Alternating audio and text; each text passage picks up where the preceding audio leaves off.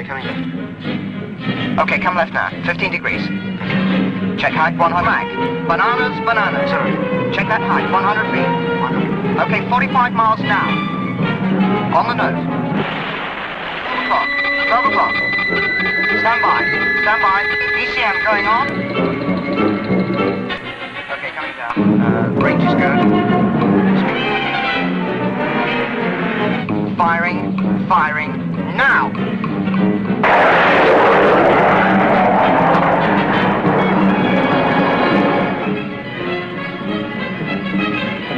Still coming. Okay, here it comes. Data link established. I've got a picture.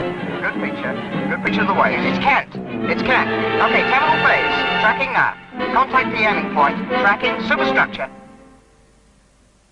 Stand by. Stand by. Stand by. Impact.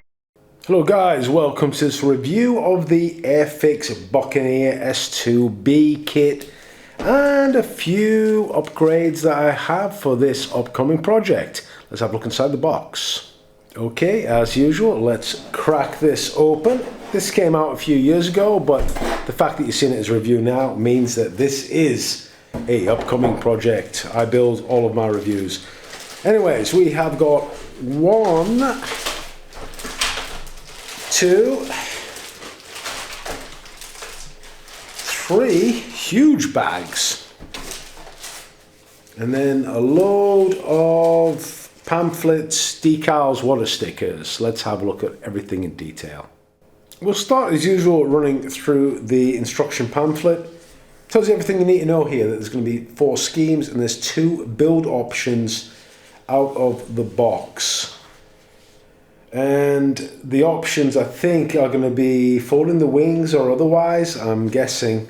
Anyways, the instructions that they provide are really clear. It's like a big booklet that you get. And there it goes through the schemes. 1, 2, 3, and 4. So that's it basically. And if you follow that out, if you make your decision, you'll be able to follow the instructions all the way through. And the first thing you usually start off with is the cockpit and the ejection seats. And the paint callouts as well will only reference Humbrol colours because they are an Airfix type brand, or Airfix is a Humbrol brand or something like that. It's same as Tamiya. They only reference their own colours. So we need to find out equivalent colours using the usual methods. There's paint equivalency tables everywhere. What I'm sort of seeing here is that there's already some great sort of options, like including crew ladders, etc. inside there. There seems to be quite a lot of detail that goes inside the cockpit as well. And the cockpit seems to be an individual module before you build the fuselage. Everything's really clear. It's all piece by piece by piece. They tell you exactly what you have to do in order to build this thing, giving you options wherever you see this sort of symbol. So, you know, nothing really worrying to look out for. This is the option I think that's going to be kind of important, that you can build the aircraft with folded wings. So it shows you there, if you want to follow the folding of wings, what you need to do. And there's an option as well to show an internal part of the engine if you're interested in that as well. I'm already at like 76 steps and this is just going forward more and more. It looks like you have an option, you can drop your flaps as well. We'll have a look. It looks like the empennage has separate control surfaces, and so does the wings as well. So we've got elevators and we've got flaps, so there's quite a few varieties there in the control surfaces. Another option here is to pose the aircraft with the air brake open. Very distinctive clamshell exhaust. And another very big distinctive feature of the aircraft is this bomb bay, which is internal to the aircraft. I've got to say one thing about Airfix. Airfix are Airfix. Let's face it, guys, you're never going to get this kit tooled by any other manufacturer. Tamiya's going to do it, Academy's not going to do it, Revell aren't going to do it. Airfix have really, this was a kit that I never thought we would see. And what's the best thing about it is they already have an existing tool. It's really old. They retooled the kit. This is something that you have to be sort of thankful for. And hopefully they've done quite a good job on retooling the model. This is like new Airfix, and what I've heard is positive about fit, about the actual kits themselves, about detail, and of course we'll find out as we go through it. Another great option, I think this is really good, all kits should have this. You've got the FOD guards as well. If you want to use FOD guards for your air intakes, both front and rear, they are included as kit parts.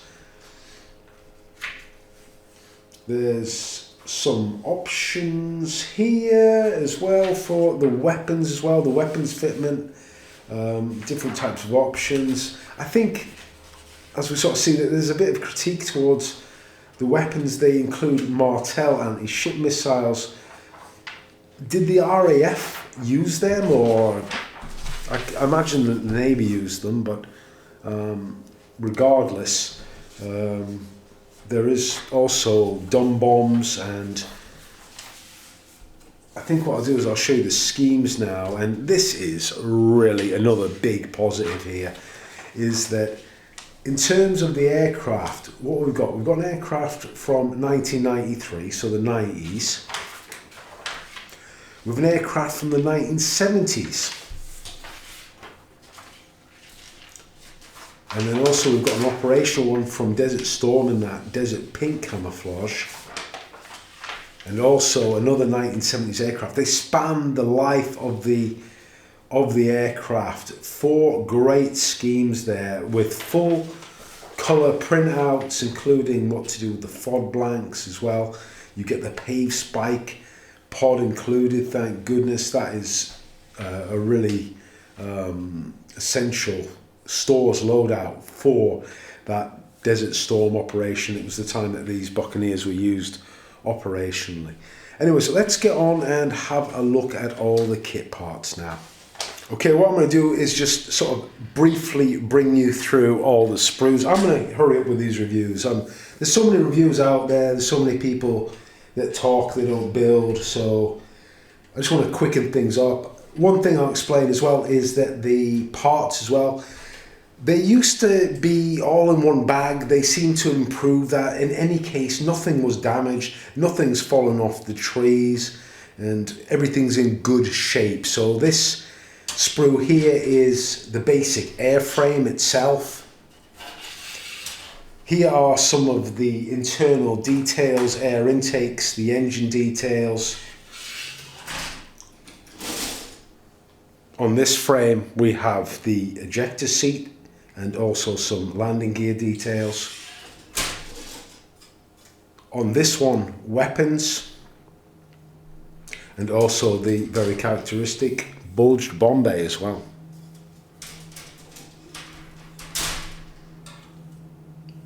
These are like finer details, and also I can see here the crew boarding ladder, these FOD intake covers.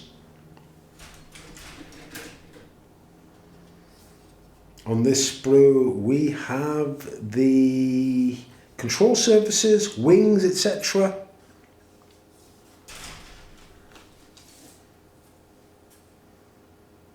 And another sprue of armament, basically dumb bombs and Martel anti-ship missiles.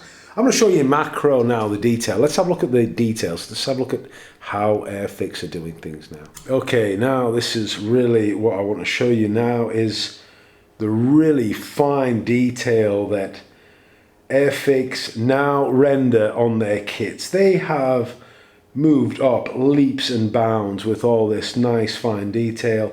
Before, their panel lines were really big, trench-like. The riveting was pretty poor, but this is like grade A type stuff, really well done. Here's the wing vortex generators, etc. Let's have a look at some other details now. on the rear tail cone, which forms part of the air brake, you've got a mixture of raised detail as well here. It looks really well done. It's just, straight away, I feel kind of happy to be working on this. There are 2 pilots included. They are nothing really to mention. The fact that they put some in there, I suppose, is a good thing. They really aren't up to much, especially the poses. I mean, nowadays, you would expect them to have separate arms, separate heads, more detail. Here you can just see the compressor face of the engines here. In terms of smaller detail, I suppose that boarding ladder looks a bit thick, but it's probably okay. Everything else looks perfectly fine. Like I said, nothing's damaged, and all the details look really well rendered. There's no point mentioning flash, etc. Those days are gone. This is one of the weapon sprues. Here we can see the ECM pod. It is actually molded integrally onto a pylon. Nothing wrong with that at all. And here is the pave spike pod. Try and get hold of one of them. Very difficult to find. I think it was in one of the Hasegawa weapons kits. And also we have a paveway laser guided bomb. And again, the Martel missiles. They look really good. Like I said, I don't know. You could tell me if they are correct for an RAF aircraft. I don't really know. You've got a single sidewinder as well for the Gulf War version. And here are the cockpit details, which look really, really good. No problem at all with them at all. They've got all the detail. These would paint up really, really nicely. There's nothing wrong with them at all. And the ejector seats as well look really good in terms of detail as well. They look really good. And even this front glare shield as well has some detail on it. Here are the ejection seat firing handles. They look fine as well. And check out these landing gear bay doors for the main landing gear. Again, really good detail. It's a mixture of rivets, different depth to it, and the extremely sturdy landing gear as well looks great. Let's just show you quickly the wheel and tires. These are molded with a slight bulge in them as if they're underweight, which is some people like, some people not, but in terms of detail, again, looks really, really good. Now let's have a look at the main fuselage. The fuselage, it's like in 3 chunks. You've got the tail here that I'm looking at here again. Like I said, the detail, the panel lining, everything looks pleasing. It doesn't look crude whatsoever. Here's the air brake in the open configuration. The way that they've done this, as well as, like, you know, one big part, it just makes construction so simple, so easy. I can't imagine any problems building this. Here is front fuselage section. Again, they have details that stand proud of the recess detail. I imagine that they researched this very well. If anybody's going to do it, it's going to be Airfix. It just looks like a really, really good kit. There's no photo etch included. Does there need to be? No, not really. Very briefly, I just want to point out that the clear parts are separately bagged. There's no danger of them getting scratched up. In terms of the main canopy, we've got 2 options there. One with a representation of the canopy detonation cord molded on, and one without as well. That's really thoughtful that they've done that. Here's the internal. This is a unique feature of the Buccaneer. It's got internal glazing for the navigator as well. And also we've got 2 front parts of the canopy, one with an integrally mounted wiper and one without, if you want. I'm sure that there is some photo etch available. Just a final mention, the last thing we should look at is the water stickers. And the water stickers are absolutely excellent by Airfix, or they have been recently. They've got really good colour. They just look right. All the details, especially for a shiny 12 here with the fox, looks great. I think we're going to have no problems whatsoever on this. I like the way that they separate out which version you have as well, so it's really easy. The common water stickers in one area and then the individual marked aircraft in another. In terms of upgrades, I have 3 sets from Quinta. I've got some resin wheels to look at, and finally a pitot tube and refueling probe from Master. I'll start off by showing you these resin wheels by Brassin Edouard with the molded on manufacturer's logo. Are they necessary? No. Are they fun to add on to your kits? I think so in most cases. This was just a simple upgrade and I decided to go with it. Something easy to enhance the kit. In terms of these details, they could be said to be more sturdy. Some people add them, some people don't. I just sort of added them into my basket. But I want to show you as well that the supplied pitot tube is perfectly usable. It is not out of scale, it's really fine, it's really well molded. Again, it's just an upgrade just for the sake of having an upgrade.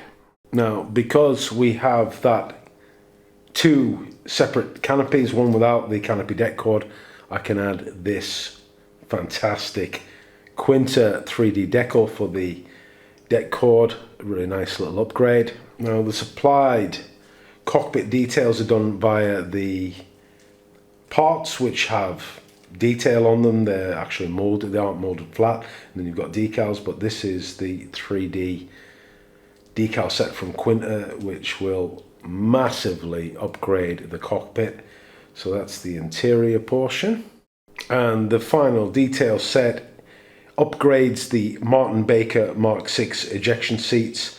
This is all the harnesses, the pull handles, some of the seat padding as well.